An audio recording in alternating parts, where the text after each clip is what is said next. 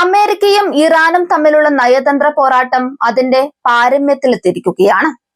Donald Trump ഭരണകൂടം മുന്നോട്ട് വെച്ച 14 സമാധാന കരാറിനോട് അതീവ കർക്കശമായ നിലപാടാണ് ടെഹ്റാൻ ഇപ്പോൾ സ്വീകരിക്കുന്നത്. പാകിസ്ഥാൻ മധ്യസ്ഥർ മുഖേന കൈമാറിയ ഇറാന്റെ ഔദ്യോഗിക മറുപടിയിൽ ഒന്നു മാത്രമാണ് വ്യക്തമാകുന്നത്: ഈ യുദ്ധം അവസാനിക്കാതെ ആണവ പദ്ധതികളെ കുറിച്ച് ഒരു ചർച്ചയ്ക്കുമില്ല. വാഷിംഗ്ടണിന്റെ സമാധാന നീക്കങ്ങളെ പുച്ഛിച്ചു തള്ളിയ ഇറാൻ പകരമായി ഒരു 3 അന്ത്യശാസനമാണ് ലോകത്തിന് മുന്നിൽ വെച്ചിരിക്കുന്നത്.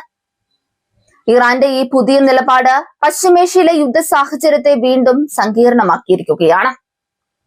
തങ്ങൾക്കെതിരെയുള്ള സൈനിക ആക്രമണങ്ങൾ സ്ഥിരമായി അവസാനിപ്പിക്കുക, ഹോർമുസ് കടലിടുക്കിലെയും പരിസരത്തെയും നാവിക ഉപരോധം നീക്കുക, സാമ്പത്തിക ഉപരോധങ്ങളിൽ നിന്ന് പൂർണ്ണമായ മോചനം നൽകുക എന്നിവയാണ് ഇറാന്റെ പ്രധാന ആവശ്യങ്ങൾ. ഈ നിബന്ധനകൾ അംഗീകരിക്കാതെ ആണവ ചർച്ചകളുടെ മേശയിലേക്ക് മടങ്ങാൻ തങ്ങൾ തയ്യാറല്ലെന്ന് ഇറാൻ ഭരണകൂടം തറപ്പിച്ചു പറയുന്നു. അമേരിക്കൻ പ്രസിഡന്റ് ഡൊണാൾഡ് ട്രംപ് മുന്നോട്ട് വെച്ച പീസ് പ്ലാൻ കേവലം ഒരു തന്ത്രമാണെന്നാണ് ഇറാന്റെ വിലയിരുത്തൽ. ഉപരോധങ്ങളിലൂടെ രാജ്യത്തെ ശ്വാസം മുട്ടിച്ച ശേഷം സമാധാനത്തിനായി അപേക്ഷിക്കുന്നത് ഇരട്ടത്താപ്പാണെന്ന് അവർ ആരോപിക്കുന്നു. സമാധാന നിർദ്ദേശങ്ങൾ ഒരു വശത്ത് നൽകുമ്പോഴും അമേരിക്കയുടെ യുദ്ധക്കപ്പലുകൾ പേർഷ്യൻ ഗൾഫിൽ തമ്പടിച്ചിരിക്കുന്നത് പ്രകോപനപരമാണെന്നും ഇറാൻ ചൂണ്ടിക്കാണിക്കുന്നു. അതിനിടെ ഇസ്രയേൽ പ്രധാനമന്ത്രി ബെഞ്ചമിൻ നെതന്യാഹു നൽകിയ മുന്നറിയിപ്പ് മേഖലയെ കൂടുതൽ സ്ഫോടനാത്മകമാക്കുന്നു. ഇറാനെതിരെയുള്ള പോരാട്ടം അവസാനിച്ചിട്ടില്ലെന്നും ലക്ഷ്യം കാണും വരെ ആക്രമണം തുടരുമെന്നുമാണ് നെതന്യാഹുവിന്റെ പ്രഖ്യാപനം. അമേരിക്ക സമാധാനത്തിനായി വാതിലുകൾ തുറന്നിടുമ്പോൾ ഇസ്രയേൽ യുദ്ധത്തിന്റെ പാതയിൽ ഉറച്ചു നിൽക്കുന്നത് പാശ്ചാത്യ സഖ്യകക്ഷികൾക്കിടയിലെ ഭിന്നതയായും വിലയിരുത്തപ്പെടുന്നുണ്ട്. ഇറാന്റെ ഭാഗത്തു നിന്നുള്ള ഈ കടുത്ത പ്രതികരണം ആഗോള വിപണിയെയും ബാധിച്ചിട്ടുണ്ട്. എണ്ണ വിതരണത്തിൽ ഉണ്ടാകാവുന്ന തടസ്സങ്ങളെ കുറിച്ചുള്ള ഭീതി നിക്ഷേപകർക്കിടയിൽ പടർന്നു. ഇറാൻ തങ്ങളുടെ ആണവ പദ്ധതികളുമായി മുന്നോട്ടു പോകുമെന്നും ഉപരോധങ്ങൾ നീക്കാതെ ഒരു വിട്ടുവീഴ്ചയ്ക്കും തയ്യാറാവില്ലെന്നും പ്രഖ്യാപിച്ചതോടെ അന്താരാഷ്ട്ര ആണവോർജ ഏജൻസിയും ആശങ്കയിലാണ്. കപ്പലുകളുടെ നീക്കം പുനരാരംഭിക്കാതെയും വ്യാപാര തടസ്സങ്ങൾ നീക്കാതെയും ആണവ ചർച്ചകൾക്ക് പ്രസക്തിയില്ലെന്ന ഇറാന്റെ നിലപാട് അമേരിക്കയെ പ്രതിരോധത്തിലാക്കിയിരിക്കുകയാണ്. ഷിപ്പുകൾ നീങ്ങുന്നത് വരെ ആണവ പദ്ധതികൾ മേശപ്പുറത്ത് തന്നെയിരിക്കുമെന്ന ടെഹ്റാന്റെ പ്രഖ്യാപനം വാഷിംഗ്ടണിനുള്ള വ്യക്തമായ മുന്നറിയിപ്പാണ്. ഇത് ഒരു തരത്തിൽ അമേരിക്കയുടെ സാമ്പത്തിക സമ്മർദ്ദത്തിന് നേരെയുള്ള ഇറാന്റെ പരോക്ഷമായ വെല്ലുവിളിയാണ്.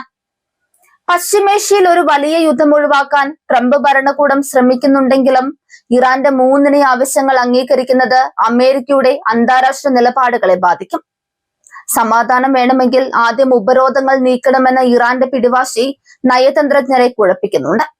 ഒരു വശത്ത് സൈനിക കരുത്ത് പ്രകടിപ്പിക്കുകയും മറുവശത്ത് സമാധാനത്തിന് അപേക്ഷിക്കുകയും ചെയ്യുന്ന അമേരിക്കൻ ശൈലിയോട് യോജിക്കാനാവില്ലെന്ന് ഇറാൻ വ്യക്തമാക്കുന്നു.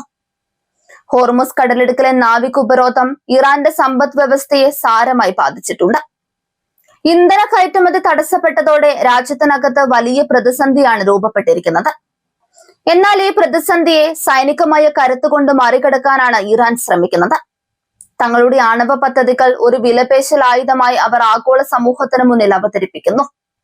നയതന്ത്ര ചർച്ചകളിൽ പാകിസ്ഥാൻ മധ്യസ്ഥനായി വരുന്നത് സംഘർഷത്തിന്റെ വ്യാപ്തി കുറയ്ക്കാൻ സഹായിക്കുമെന്ന് ചിലർ കരുതുന്നുണ്ട്. എന്നാൽ ഇറാന്റെ മറുപടിയിൽ ഒരിടത്തും വിട്ടുവീഴ്ചയുടെ സ്വരമില്ല. മാപ്പില്ലാത്ത പ്രതികാരം എന്ന വാക്കുകൾ മാധ്യമങ്ങളിൽ നിറയുമ്പോൾ സമാധാന ചർച്ചകൾക്ക് എത്രത്തോളം പ്രസക്തിയുണ്ടെന്ന ചോദ്യം ഉയർന്നു. ഇറാൻ മുന്നോട്ട് വെച്ച ആവശ്യങ്ങളിൽ ഏറ്റവും പ്രധാനം സൈനിക ആക്രമണങ്ങൾ അവസാനിപ്പിക്കുക എന്നതാണ്. ഇസ്രയേലിന്റെയും അമേരിക്കയുടെയും ഡ്രോൺ ആക്രമണങ്ങൾ തങ്ങളുടെ പരമാധികാരത്തിന്മേലുള്ള കടന്നുകയറ്റമാണെന്ന് അവർ ആവർത്തിക്കുന്നു. ഈ ആക്രമണങ്ങൾ തുടർന്നുകൊണ്ട് സമാധാന ചർച്ചകൾ നടത്തുന്നത് അർത്ഥശൂന്യമാണെന്നാണ് ഇറാന്റെ വാദം.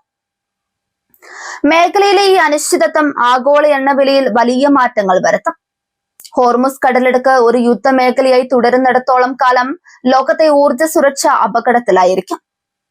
അമേരിക്കൻ ഉപരോധങ്ങൾ മൂലം ഇറാന്റെ എണ്ണ വിപണി സ്തംഭിച്ചിരിക്കുന്നത് ഇന്ത്യ ഉൾപ്പെടെയുള്ള ഇറക്കുമതി രാജ്യങ്ങളെയും ബാധിക്കുന്നുണ്ട്.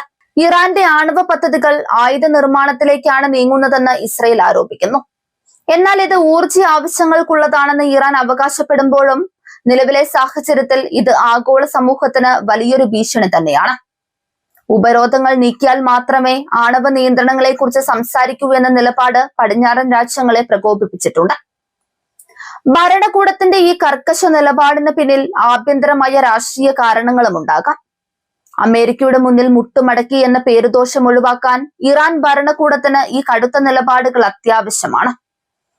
ദേശവികാരം ഉണർത്തിക്കൊണ്ട് ജനപിന്തുണ ഉറപ്പാക്കാനാണ് അവർ ശ്രമിക്കുന്നത്. ട്രംപിന്റെ 14 പോയിന്റ് സമാധാന പ്ലാൻ യഥാർത്ഥത്തിൽ ഇറാന്റെ ആണവശേഷി പൂർണ്ണമായും ഇല്ലാതാക്കാൻ ലക്ഷ്യം വെച്ചിട്ടുള്ളതാണ്. ഇത് തിരിച്ചറിഞ്ഞത് കൊണ്ടാണ് ഇറാൻ അതിനെ ഒരു ചതി എന്ന് വിശേഷിപ്പിച്ചത്. സമാധാനത്തിന്റെ മറവിൽ തങ്ങളെ ദുർബലപ്പെടുത്താനുള്ള നീക്കമായാണ് അവർ അതിനെ കാണുന്നത്. ഗൾഫ് മേഖലയിലെ മറ്റ് അറബ് രാജ്യങ്ങളും ഈ സാഹചര്യത്തെ ഭീതിയോടെയാണ് നോക്കുന്നത്. ഒരു യുദ്ധമുണ്ടായാൽ അതിന്റെ പ്രത്യാഘാതം തങ്ങളെയും ബാധിക്കുമെന്ന് അവർക്കറിയാം. എന്നിരുന്നാലും ഇറാന്റെ ആണവമോഹങ്ങളെ തടയണമെന്ന കാര്യത്തിൽ മിക്കവാറും എല്ലാ അയൽ രാജ്യങ്ങൾക്കും ഒരേ അഭിപ്രായമാണ്.